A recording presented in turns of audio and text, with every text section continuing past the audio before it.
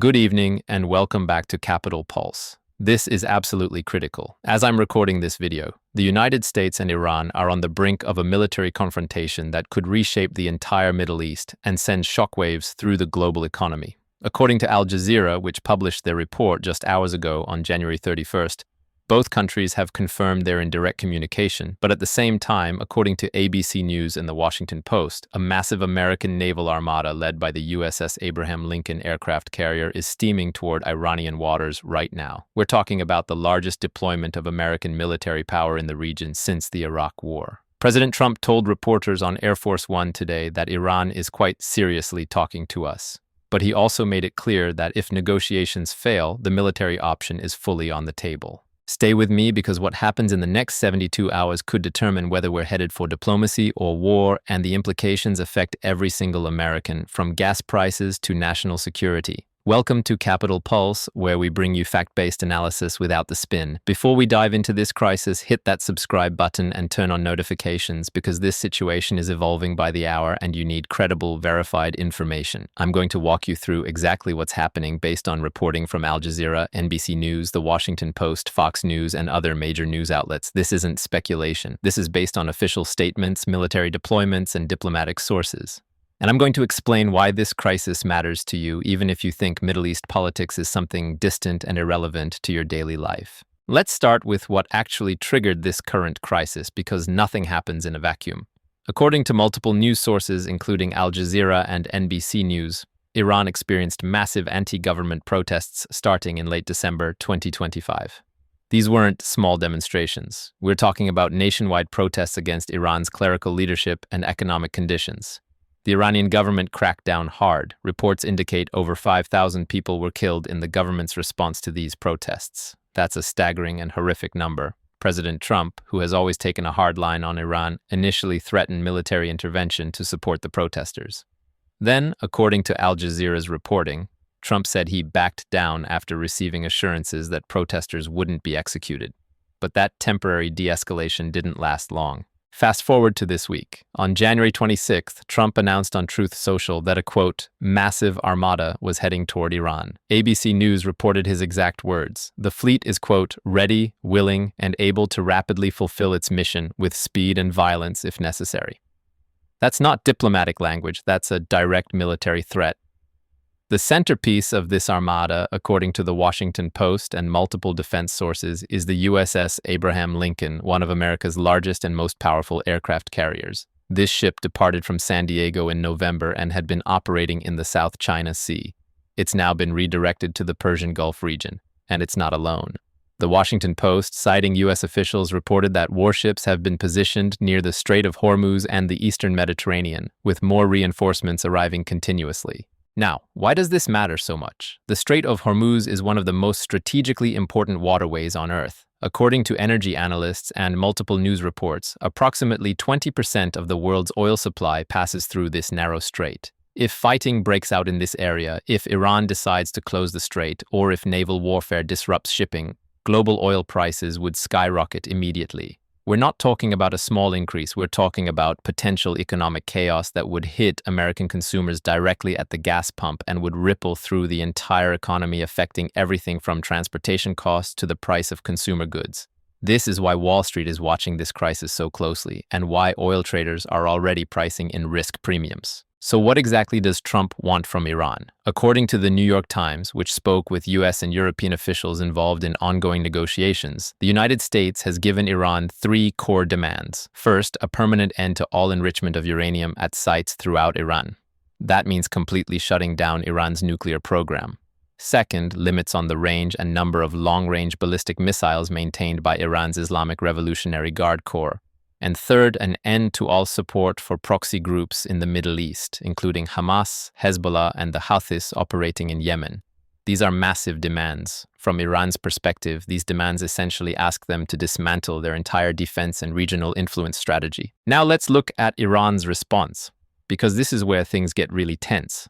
NBC News reported on January 31st that Iran announced its Islamic Revolutionary Guard Corps was conducting a 2-day live-fire naval exercise in the Strait of Hormuz. That's happening right now as you're watching this video. They're conducting military drills with live ammunition in the exact same waters where American warships are operating. This is extremely dangerous. U.S. Central Command, according to NBC News, issued a stark warning saying they, quote, will not tolerate unsafe IRGC actions, including overflight of U.S. military vessels engaged in flight operations, low altitude or armed overflight of U.S. military assets when intentions are unclear, high-speed boat approaches on a collision course with U.S. military vessels, or weapons trained on U.S. forces. That's a very specific warning, which tells you these are exactly the kinds of aggressive tactics Iran has used in the past. Iran's position on negotiations is interesting, and it's been clearly stated by their officials. According to Al Jazeera's reporting, Iranian Foreign Minister Abbas Araghchi said on January 30th that, quote, Iran has no problem with negotiations, but negotiations cannot take place under the shadow of threats. He went further, stating unequivocally that, quote, Iran's defensive and missile capabilities and Iran's missiles will never be the subject of any negotiations. So you've got the United States demanding Iran limit its missiles and Iran saying that's completely non-negotiable. These are fundamentally incompatible positions. Araghchi also took a shot at the American military presence, saying in a social media post that U.S. forces operating off Iran's shores are, quote, attempting to dictate how our powerful armed forces should conduct target practice on their own turf. That's defiant language that shows Iran has no intention of backing down under pressure.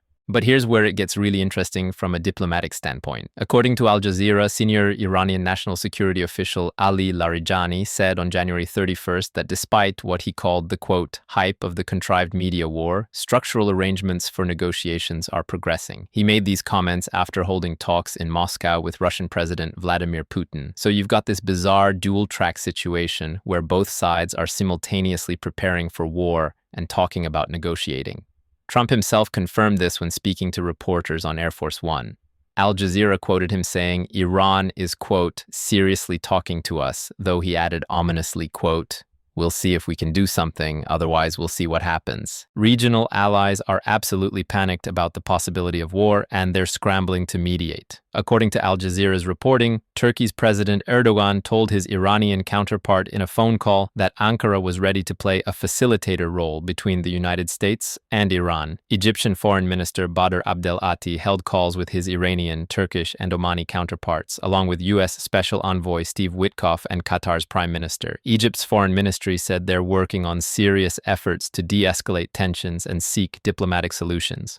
Even Saudi Arabia and the United Arab Emirates, which have historically been hostile to Iran, are involved in diplomatic efforts because they know that war would devastate the region economically and could pull them into the conflict. Here's something that hasn't gotten enough media attention but is absolutely fascinating. According to Fox News, which conducted an interview with Trump on January 31st, the president said the United States will not share military plans with Gulf allies while negotiating with Iran. Trump's exact words were, quote, we can't tell them the plan. If I told them the plan, it would be almost as bad as telling you the plan.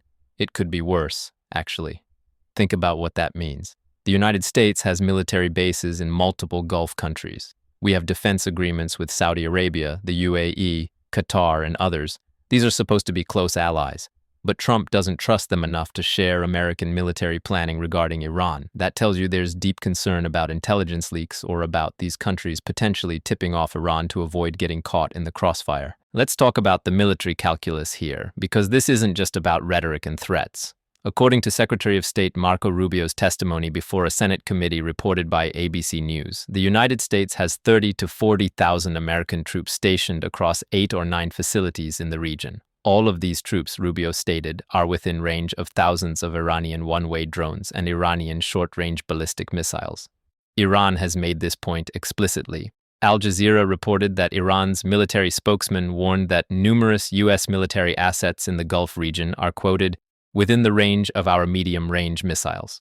This is mutual vulnerability. The United States can strike Iran, but Iran can strike American bases and personnel. Any conflict would likely result in American casualties from day one. There's also a historical context that makes this moment particularly dangerous. Trump, during his first term, unilaterally withdrew the United States from the Iran nuclear deal in 2018. That deal, negotiated by the Obama administration along with European allies, Russia and China, saw Iran agree to strict limits on its nuclear program in exchange for sanctions relief. When Trump withdrew and reimposed sanctions, Iran responded by gradually exceeding the deal's limits on uranium enrichment. Now, Iran's nuclear program is more advanced than it was in 2018. According to Al Jazeera and multiple sources, Trump is demanding that Iran agree to zero uranium enrichment, which is actually a more stringent demand than the original nuclear deal required. From Iran's perspective, they made a deal, the United States broke it, and now the US is demanding even more concessions while threatening war. That's a hard sell for Iranian leaders domestically. Secretary of State Rubio also made another important point in his Senate testimony that ABC News reported. He said Trump, quote, reserves the preemptive defensive option if the United States has indications Iran will strike U.S. forces. In other words, if American intelligence suggests Iran is about to attack, the U.S. might strike first. This is significant because it lowers the threshold for actual combat. You don't need Iran to fire the first shot. You just need U.S. intelligence agencies to conclude that Iran is preparing to fire, and intelligence assessments can be wrong or they can be ambiguous. This creates a scenario where miscalculation or misinterpretation could trigger a war that neither side actually wanted at that moment. Let's look at Iran's military preparations because they're not sitting idle. According to Al Jazeera's reporting, on January 30th, the Iranian army announced it had added 1,000 new strategic drones to its forces. These include one-way attack drones, which are essentially loitering munitions or kamikaze drones, as well as combat, reconnaissance, and cyber-capable systems designed to strike targets on land, in the air, and at sea. Iran has become extremely proficient at drone warfare over the past several years. They've supplied drones to Russia for use in Ukraine. They've developed sophisticated drone technology that's been used by proxy groups like the Houthis in Yemen to attack shipping and even strike targets in Saudi Arabia and the UAE. So when Iran says they have 1,000 new strategic drones, that's a real capability that poses a genuine threat to American forces and regional allies. Here's something that really demonstrates how serious this is. Al Jazeera reported that a senior advisor to Iran's supreme leader Khamenei issued a stark warning. He said that any military action by the United States, quote, from any origin and at any level will be considered the start of war, and its response will be immediate, comprehensive, and unprecedented, targeting the heart of Tel Aviv and all those who support the aggressor. Tel Aviv is Israel's largest city. What he's saying is that if the US strikes Iran, Iran will strike Israel in response. This would immediately expand the conflict beyond just US Iran and pull in Israel, which would almost certainly launch massive retaliatory strikes. You're looking at a regional war scenario that could involve multiple countries and cause catastrophic casualties and economic damage. Russia's position is also important here. According to Al Jazeera, Kremlin spokesperson Dmitry Peskov said on January 30th that there's room for negotiation between the US and Iran. He called on all parties to, quote, exercise restraint and to renounce any use of force to resolve issues, and said, quote, the potential for negotiations is far from exhausted. But here's the thing, Russia has its own interests. Iran has been a Russian ally. Iran has provided drones to Russia for the war in Ukraine. Russia would prefer to see Iran not weakened or destroyed by American military action. So when Russia calls for negotiations, they're not neutral mediators, they're strategic partners of Iran trying to prevent American military action that would hurt a Russian ally. European reactions have been more muted, which is interesting. According to Al Jazeera, French Armed Forces Minister Alice Rufo said on January 25th that while France wants to support the Iranian people, quote, a military intervention is not the preferred option. That's a pretty weak language for a major European power. It suggests Europe is essentially staying out of this and letting the US and Iran work it out between themselves. European countries are probably concerned that war would disrupt oil supplies, spike energy prices, and potentially send refugees fleeing to Europe if regional instability increases. But they're not taking a strong public position to either support or oppose potential American military action. Now let's talk about what Trump has actually said publicly, because his statements have been all over the map. In one moment, he's talking about negotiations and deals. In the next moment, he's threatening violence. According to Al Jazeera's reporting from the White House, correspondent Kimberly Halkett noted that Trump said he gave Iran a deadline, but quoted, only Iran knows what that deadline is. So he's left the world waiting, trying to determine what the next steps will be. This is classic Trump negotiating tactics from his business career. Create uncertainty, keep the other side off balance, make threats that may or may not be serious, and then see if you can extract concessions. The problem is that when you're dealing with potential war, this kind of unpredictability is extremely dangerous.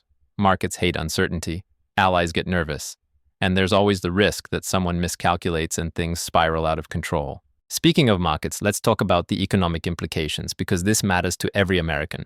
Oil markets are already reacting to this crisis. Any disruption to shipping through the Strait of Hormuz would immediately reduce global oil supply by potentially 20%. Even if the strait doesn't close, the risk premium alone drives up prices. When oil prices spike, gasoline prices at the pump spike. Diesel prices increase, which affects trucking and shipping costs. Airlines pay more for jet fuel and pass those costs on to consumers. Heating oil becomes more expensive. Basically, higher oil prices act like a tax on the entire economy. Consumer spending decreases because people are paying more for energy. Economic growth slows. If this crisis escalates to actual warfare, you could see oil prices double or even triple from current levels. That would push the American economy toward recession almost immediately. There are also broader geopolitical implications. China is watching this crisis very closely. China imports massive amounts of oil from the Persian Gulf. If the U.S. and Iran go to war, that threatens China's energy security. China might feel compelled to take a more active diplomatic or even military role to protect its interests. Similarly, India, which also depends on Gulf oil, would be affected. Japan, South Korea, and many European countries import oil from the region. A U.S. Iran war isn't just a Middle East problem. It's a global crisis that affects every major economy on Earth.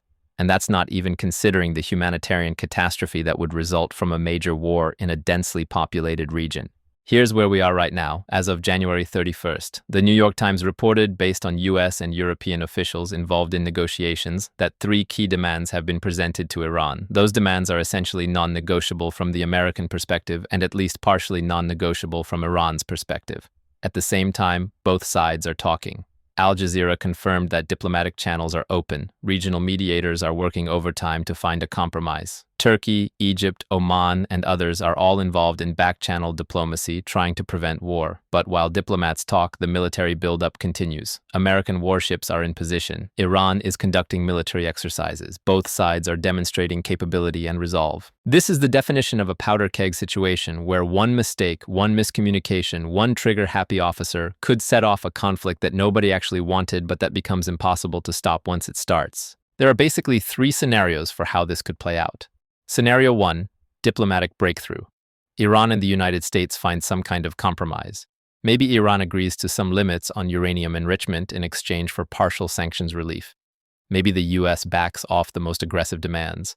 Regional allies broker a face-saving agreement that allows both sides to claim victory and step back from the brink. This is the optimistic scenario, and there are some signs it's possible given that both sides are at least talking. Scenario 2. Continued standoff. Neither side backs down, but neither side initiates combat. The American Armada sits off Iran's coast. Iran continues its military exercises. Tensions remain high for weeks or months. This is uncomfortable and economically costly due to market uncertainty, but it avoids actual war. Eventually, political pressure or changing circumstances might create an opening for de-escalation. Scenario 3. War. Either through deliberate decision or through miscalculation and escalation, shooting starts. This would be catastrophic. You'd see immediate strikes and counterstrikes, casualties on both sides, potential involvement of Israel and other regional actors, massive disruption to global oil markets, and a humanitarian crisis. This is the nightmare scenario that diplomats are desperately trying to avoid. What should you be watching over the next few days? First, watch for any incidents in the Strait of Hormuz. If there's a collision between American and Iranian vessels, if shots are fired, if a drone is shot down, those could be triggers for escalation. Second, watch oil prices. If crude oil starts spiking significantly, that tells you markets think war is becoming more likely. Third, watch for diplomatic announcements. If Turkey or Egypt or another mediator announces progress, that's a positive sign. If those talks break down or go silent, that's concerning. Fourth, pay attention to troop movements. If the United States starts evacuating non-essential personnel from bases in the region, or if dependents of military personnel are sent home, that's often a sign that military action is imminent. And finally, watch Trump's public statements and social media posts. He's been the primary driver of American policy on this issue, and his rhetoric gives you clues about his thinking. Here's my assessment based on everything I've researched from Al Jazeera, NBC News, The Washington Post, Fox News, ABC News, and other credible sources. This is genuinely the most dangerous moment in U.S.-Iran relations since the U.S. killed Iranian General Soleimani on January 2020. Both sides have significant military capabilities. Both sides have domestic political reasons to look tough. The potential for miscalculation is enormous. At the same time, both sides are talking, which suggests neither actually wants war if a deal can be reached. The wild card is Trump's unpredictability. He's capable of making a deal, backing off threats, and declaring victory. He's also capable of launching strikes if he feels disrespected or if he thinks it serves his political interests. Iran's leadership faces its own domestic pressures after brutally crushing protests. They need to look strong to their own population and can't be seen as capitulating to American threats. So you've got two sides that both need to save face, that both have military options, and that both are under political pressure not to blink first. The bottom line is this. We are in the most critical phase of this crisis. The next 72 to 96 hours will likely determine whether we're headed for diplomacy or war. Every American should be paying attention because the consequences will affect all of us, from the economy to national security to the possibility of American military personnel coming home in body bags. This isn't some abstract foreign policy debate. This is real, it's happening now, and it matters. I'll continue covering this story with updates as the situation develops. Make sure you're subscribed to Capital Pulse and have notifications on so you don't miss critical updates. Drop a comment below with your thoughts. Do you think diplomacy will prevail, or are we headed for war? What do you think Trump should do? I read every comment, and your perspectives help inform how we cover these stories. Hit that like button if you found this analysis valuable, and I'll see you in the next video with more breaking developments. Stay safe, stay informed, and let's hope cooler heads prevail.